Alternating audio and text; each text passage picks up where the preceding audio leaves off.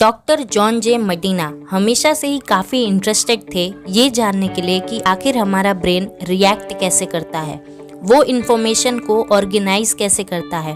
और क्योंकि हमारे ऑथर खुद 2 बच्चों के बाप हैं, वो हमेशा सोचते थे कि ब्रेन साइंस उनकी कैसे मदद कर सकता है अपने बच्चों की पढ़ाई और ग्रोथ में। बहुत सालों के पढ़ाई, रिसर्च, कंसल्टेंस, टीचिंग और बहुत सारे लोगों से मिलने के बाद इन्होंने ये बुक लिखी है। डॉक्टर जॉन जे मडीना यानी कि हमारे ऑथर एक डेवलपमेंटल मॉलिक्यूलर बायोलॉजिस्ट हैं जो कि फोकस्ड करते हैं उन जीन्स पे जो हमारे ब्रेन को डेवलप करता है। तो चलिए जानते हैं उन 12 ब्रेन रूल्स को जो आपकी school life, college life, personal life या प्रोफेशनल लाइफ हर जगह आपकी बहुत मदद करने वाला है। Now let's start. Rule number 1, exercise boost brain power. आज से पहले आपने बहुत बार सुना होगा कि एक्सरसाइज करना चाहिए, एक्सरसाइज करने से ये होता है, वो होता है, हमारा दिमाग तेज होता है। लेकिन क्या कभी आपको किसी ने इसके पीछे का साइंस एक्सप्लेन किया है? तो चलो आज जानते हैं। इसे जानने के लिए आपको समय में थोड़ा पीछे जाना होगा, थोड़ा नहीं बहुत पीछे जाना होगा, यानी कि हमारे पूर्वजों के ज़माने में। आपको पता है हमारे पूर्वज ज़्यादा मतलब काफ़ी ज़्यादा चला करते थे। वो एक दिन में ही लगभग 12 माइल्स यानी कि 20 किलोमीटर चला करते थे। अगर वो कहीं पे रुक जाते इसका मतलब वो खुद ही अपनी मौत को आमंत्रण दे रहे हैं, क्योंकि शेर या बाघ उन्हें कभी भी खा सकता था। इसीलिए वो ज़्यादा रुकते नहीं थे, हमेशा चलते रहते थे। इससे ये बात साफ होता है कि हमारे ब्रेन को मूवमेंट करना बहुत पसंद होता है। जब भी हम एक्सरसाइज करते हैं तो हमारे बॉडी में होता क्या है? तो देखो, जब भी हम एक्सरसाइज करते हैं हमारे शरीर के ब्लड वेसल्स खुलते हैं, जिससे हर एक सेल तक खाना बहुत अच्छे से पहुंचता है, यानी कि विटामिन्स और मिनरल्स, और शरीर में जो भी वेस्ट होता है वो काफ़ी अच्छी तरह से बाहर भी निकल पाता है। एक्सरसाइज करने की वजह से BDNF नाम का एक हार्मोन बहुत ज़्यादा स्टिमुलेट होता है हमारी बॉडी में। BDNF का काम होता है नए सेल्स को बनाना।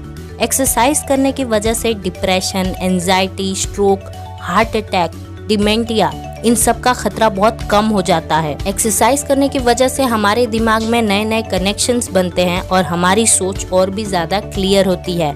इतना सब सुनने के बाद हम तो रोज एक्सरसाइज करेंगे। Rule number 2, male and female brains are different. क्या आप भी वो इंसान है जिसे लगता है कि मेल और फीमेल का दिमाग एक तरह से काम करता है? तो आप गलत सोचते हैं। सबसे पहले बात करते हैं मेल और फीमेल्स के बनावट की। एक्स क्रोमोसोम, जो कि मेल के पास 1 होता है और फीमेल के पास 2। ये एक्स क्रोमोसोम बहुत ज़्यादा इम्पोर्टेंट है। इस एक्स क्रोमोसोम को आप कॉग्निटिव हॉटस्पॉट भी कह सकते हैं, क्योंकि इसमें वो जीन्स होते हैं जो कि हमारे दिमाग को बनाने में मदद करता है। इसीलिए वुमेन्स जेनेटिकली ज़्यादा कॉम्प्लेक्स होती है, क्योंकि इनके सेल्स में 2 एक्स क्रोमोसोम होता है। ये एक्स क्रोमोसोम अपने साथ 1500 जीन्स कैरी करता है। अगर हम बात करें मेल्स की, तो मेल्स के पास ऑलरेडी एक वाई क्रोमोसोम होता है जो 100 जीन्स ही कैरी करता है, और उन्हें सिर्फ एक्स क्रोमोसोम अपनी मॉम से मिलता है, जबकि वुमेन्स को एक्स क्रोमोसोम उनके मॉम से भी मिलता है और उनके डैड से भी मिलता है। अगर हम स्ट्रक्चर की बात करें तो मेल्स का अमिगडाला ज्यादा बड़ा होता है एज कम्पेयर टू फीमेल्स। जब भी वुमेन्स स्ट्रेस या इमोशन से डील कर रही होती हैं, उस समय वो अपने दिमाग का लेफ्ट हेमिस्फीयर अमिगडाला को एक्टिवेट करती हैं और ज्यादातर उन्हें इमोशनल डिटेल याद रहता है। जबकि जो मेल्स होते हैं उनमें ये उल्टा होता है, उनके दिमाग का राइट हेमिस्फीयर अमिगडाला ज्यादा एक्टिवेट रहता है जब वो स्ट्रेस या इमोशन से डील कर रहे होते हैं तो, और उन्हें कंक्लूजन्स बहुत अच्छे से याद होते हैं। इसीलिए गलती से भी कभी मेल और फीमेल के दिमाग को एक मत कह देना। Rule number 3, we are powerful and natural explorers. I am sure आपने देखा होगा कि बेबीज अपने या दूसरों के घर में हमेशा तोड़फोड़ करते रहते हैं, सामान इधर से उधर फेंकते रहते हैं, चीज़ों को बहुत गौर से देखते हैं, गलतियाँ करते हैं, पर एक्चुअल में वो प्यारे बेबीज सीखने की कोशिश कर रहे होते हैं।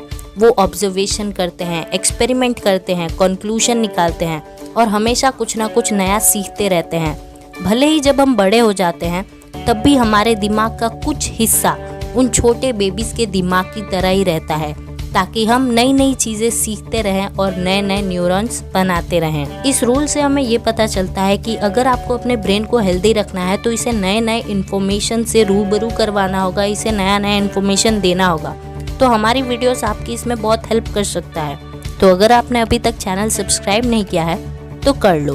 बढ़ते हैं आगे। रूल नंबर 4, स्टडी और listen to boost cognition. Music का क्या इफेक्ट होता है हमारे ब्रेन पर?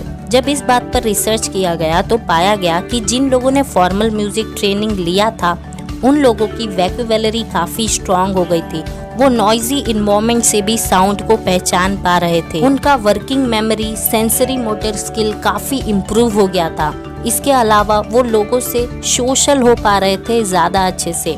उनका बिहेवियर भी काफी इम्प्रूव हो गया था और वो स्पीच में से इमोशनल बातों को आसानी से पहचान पा रहे थे। म्यूजिक ट्रेनिंग की वजह से होने वाला इफेक्ट सब में देखने मिला, चाहे वो एडल्ट हो, कॉलेज स्टूडेंट हो, स्कूल चिल्ड्रन हो या फिर छोटा सा बच्चा ही क्यों ना हो।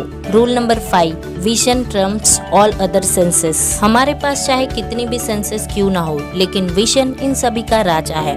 आपको जानकर यह हैरानी होगी कि आप जो भी देखते हो वो एक्चुअली में 100% सही नहीं है। आप तो बस वो देख पाते हो जो आपको आपका दिमाग दिखाता है। एग्जाम्पल, कुछ ऐसी बीमारियां होती हैं जिनमें लोगों को वो इंसान या वो चीजें दिखती हैं जो असल में नहीं होती। वही जो इंसान एकदम ठीक है उसे कभी ऐसा नहीं होता। इसका कंक्लूजन ये है कि हमें जो भी दिख रहा है ये हमारी आंखों का फॉल्ट नहीं है, ये हमारे दिमाग का फॉल्ट है। इसके अलावा रिसर्च में ये पाया गया कि आपको लिख के या सुन के इन्फॉर्मेशन अच्छे से याद नहीं होता, लेकिन जब आपको वही पिक्चर के रूप में दिखाया जाता है तो आपको वो बहुत अच्छे से याद होता है। Rule number 6, stimulate more of the senses at the same time. Basically ये रूल ये कहता है कि आपको कोई बात या इन्फॉर्मेशन तब बहुत अच्छे से याद हो जाएगा जब आप अपने बहुत सारे सेंसेस को यूज करोगे। जब भी आप कोई इन्फॉर्मेशन अपने दिमाग के अंदर लेते हो तो वो इन्फॉर्मेशन एक इलेक्ट्रिकल सिग्नल में कन्वर्ट हो जाता है, फिर उसके छोटे छोटे टुकड़े हो जाते हैं और वो दिमाग के अलग अलग हिस्सों में चले जाते हैं। अब जब आप उसे वापस याद करोगे तो क्या होगा, आपका ब्रेन पास्ट का सहारा लेगा। And hence the conclusion is the more senses you involve the better you learn. Rule number 7, repeat to remember. शुरुआत में जब आप इन्फॉर्मेशन अपने दिमाग में ले रहे होते हो तो उसे कहा जाता है एनकोडिंग। उस समय जितना क्लियरली, एलेबोरेटली आप उस इन्फॉर्मेशन को समझोगे वो उतना ही ज्यादा समय तक आपके दिमाग में छपा रहेगा। एक बार इन्फॉर्मेशन इनकोड हो गया तो फिर वो आपके दिमाग में स्टोर हो जाता है। अब जब भी आप उस इन्फॉर्मेशन को याद करने की कोशिश करोगे तो वो इन्फॉर्मेशन आपको उस जगह पर ज्यादा अच्छे से याद आएगा जहाँ आपने उसे पहली बार याद किया था। हमारे पास 2 मेमोरी होता है, एक तो वर्किंग मेमोरी जिसे आप टेम्पररी मेमोरी भी कह सकते हो और दूसरा long term memory. Temporary memory में जो भी इंफॉर्मेशन जाता है हम उसे जल्दी से भूल जाते हैं कुछ समय बाद, लेकिन लॉन्ग टर्म मेमोरी में जो इंफॉर्मेशन जाता है वो हम 5, 10, 15, 20, 25 साल तक भी नहीं भूलते। और ये बात आप खुद भी जानते हो। आपको आपके बुक का एक आंसर याद हो ना हो, आपके साथ 2-3 साल पहले कौन सा इंसिडेंट हुआ था वो आपको जरूर याद होगा। लेकिन ये लॉन्ग टर्म मेमोरी बनता कैसे है? तो ये लॉन्ग टर्म मेमोरी बनता है हिप्पोकैम्पस और कॉर्टेक्स के 2 वे कनेक्शन की वजह से। हिप्पोकैम्पस और कॉर्टेक्स में एक कनेक्शन बना रहता है और जब हमारा इंफॉर्मेशन परमानेंटली सेव हो जाता है तो हिप्पोकैम्पस अपना कनेक्शन तोड़ देता है। And hence the conclusion was repeat to remember. हमेशा रिपीट करते रहिए इन्फॉर्मेशंस को अगर आपको उसे लंबे समय तक याद रखना है तो। Rule number 8, we don't pay attention to boring things. हमारा ब्रेन बोरिंग चीजों पर फोकस नहीं करता और सिर्फ 10 मिनट बाद ही वो उस बोरिंग काम से निकलने के बहाने बनाने लगता है। लेकिन अगर आप बोरिंग चीजों में इमोशंस ऐड करके उसे इंटरेस्टिंग बना देते हो तो आपका दिमाग बोरिंग फील नहीं करेगा। हमारा दिमाग एक वक्त पर सिर्फ एक काम करने के लिए ही बना है, तो मल्टीटास्किंग कृपया करके ना करें। Rule number 9, every brain is wired differently. आप जो भी करते हो या सीखते हो आपका दिमाग खुद को रिवायर करके वैसा ही बना लेता है। फॉर एग्जाम्पल स्टूडेंट्स हमेशा सीखते रहते हैं हर रोज, तो उनके दिमाग का जो सीखने वाला हिस्सा है वो बहुत ही ज़्यादा एक्टिव हो जाता है और हेल्दी हो जाता है। जबकि वो इंसान जिसे सोना बहुत पसंद है और वो बहुत ज़्यादा सोते रहता है तो उसके दिमाग का सोने वाला हिस्सा बहुत ही ज्यादा एक्टिव और हेल्दी होता है। तो इससे हम ये कह सकते हैं कि MS धोनी और लता मंगेशकर के दिमाग में बहुत ज्यादा डिफरेंस है। Rule number 10, stress brain don't learn the same way. Now imagine करो कि आप एक जंगल में हो और आपके आगे ही एक टाइगर है। उस समय आपके शरीर में क्या होगा? उस समय आपके शरीर का जो डिफेंस सिस्टम है वो आपके बॉडी में एड्रेनालाइन और कॉर्टिसोल रिलीज करेगा, ताकि आपको एक रिस्पांस मिलेगा कि आप वहां से भागो और अपनी जान को बचाओ। आप वहां से भाग जाओगे और आपका स्ट्रेस भी खत्म और आपकी जिंदगी भी बच गई। लेकिन क्या होता है जब हम लंबे समय तक स्ट्रेस में होते हैं, जो कि बहुत ज्यादा कॉमन है आजकल की दुनिया में, आप और मैं दोनों करते हैं। तो अब क्या होता है कि हमारे बॉडी का जो डिफेंस सिस्टम है वो फिर से एड्रेनालाइन और कॉर्टिसोल को रिलीज करता है, क्योंकि वो उनका काम है। अब क्योंकि हमारा स्ट्रेस काफी लंबा है, एड्रेनालाइन क्या करता है, वो हमारे ब्लड वेसल्स पर स्कार्स बना देता है, जिसकी वजह से हार्ट अटैक और स्ट्रोक भी आ सकता है। और कॉर्टिसोल हमारे हिप्पोकैम्पस के सेल्स को डैमेज करता है। हिप्पोकैम्पस हमारे दिमाग का बहुत जरूरी हिस्सा है, और जब इसके सेल्स डैमेज होंगे तो क्या होगा? इसके अलावा जब हम स्ट्रेस में होते हैं तो ना हम कुछ अच्छे से सीख पाते हैं और ना ही हम कुछ अच्छे से याद कर पाते हैं। इसीलिए किसी भी बात का स्ट्रेस लंबे समय तक ना ले, इमीडिएट एक्शन लेके स्ट्रेस को खत्म करें। Rule number 11, sleep well, think well. Brain लगातार एक लड़ाई लड़ता रहता है दो ग्रुप के साथ। पहले ग्रुप में वो सेल्स होते हैं जो हमारे दिमाग को कहते हैं सो जाओ सो जाओ। दूसरे ग्रुप में वो सेल्स होते हैं जो हमारे दिमाग को कहते हैं जागते रहो। जब फर्स्ट ग्रुप जीत जाता है तो हम सो जाते हैं, जो कि नॉर्मली रात को होता है, और जब सेकंड ग्रुप जीत जाता है तो हम जागे रहते हैं, जो कि नॉर्मली दिन में होता है। और कुछ लोगों के लिए ये उल्टा भी होता है। जब हम सो रहे होते हैं उस समय हमारा दिमाग नहीं सो रहा होता है, वो रिप्ले करता है कि आज हमने दिन में क्या किया और क्या सीखा। इसीलिए प्रॉपर स्लीप लेना बहुत ज्यादा जरूरी है। अगर आप प्रॉपर स्लीप नहीं लेते हो तो इससे आपका अटेंशन बहुत ही कम हो जाएगा, आप अच्छे से काम नहीं कर पाओगे, आपके वर्किंग मेमोरी और आपके मूड पर भी इफेक्ट पड़ेगा।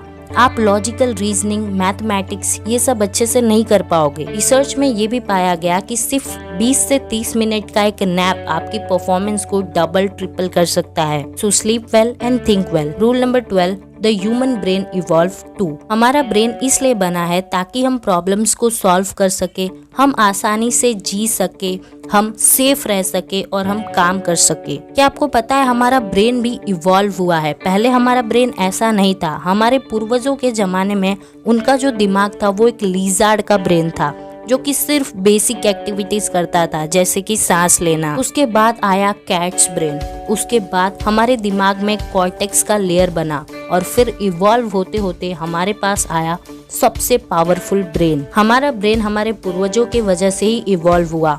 मौसमी बदलाव की वजह से हमारे पूर्वज पेड़ों के बदले जमीन पर चलने लगे, यानी कि 4 पैरों को छोड़ अब वो 2 पैरों पर चलने लगे। जो भी एनर्जी बचा वो हमारे शरीर ने दिमाग को पावरफुल बनाने में लगा दिया। इतने सालों बाद हमारे पास अभी जो ब्रेन है वो सबसे पावरफुल ब्रेन है, जो कि कुछ भी कर सकता है। तो उम्मीद है दोस्तों आपको ये वीडियो पसंद आई है। अगर हाँ तो लाइक करें इस वीडियो को, और हाँ अगर आप जानना चाहते हैं कि आखिर वो कौन सी खास बात थी ब्रूस ली में जिसने उन्हें इतना सक्सेसफुल बना दिया, तो क्लिक कीजिए इस वीडियो को। Thank you so much for watching.